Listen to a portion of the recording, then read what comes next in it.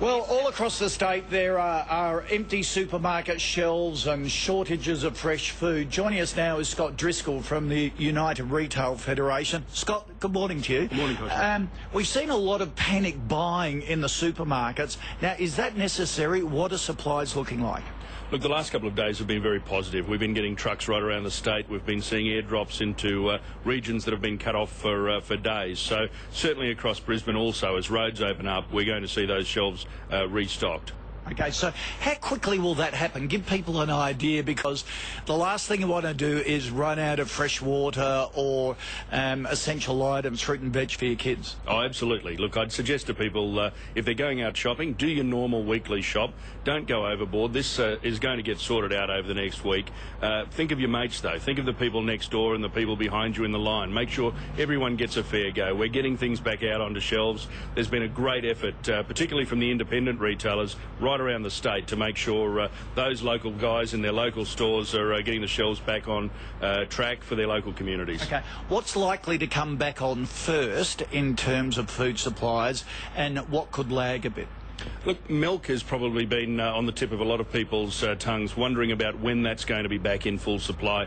I'm hearing that Parmalat should have operations up and running in some way, at least over the next day or so that is very good news. Certainly fresh food. The Rockley markets, we all know, have been inundated.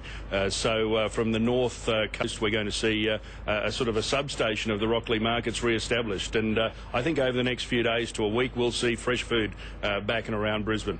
Okay, so it's just over the next couple of days, because panic buying does have a ripple effect, doesn't it? It just accentuates a lot of the problems. If you take it calmly, then supplies can trickle through and everyone's happy. That's absolutely the message, Kochie. We don't want to see the shelves bare for everyone. We want to see everyone comfortable. We want to see people with what they need, but think of your mates. What about food prices over the next couple of months? Now, we've seen tomatoes go up 20% just this week. Is that something the whole of Australia's got to get used to?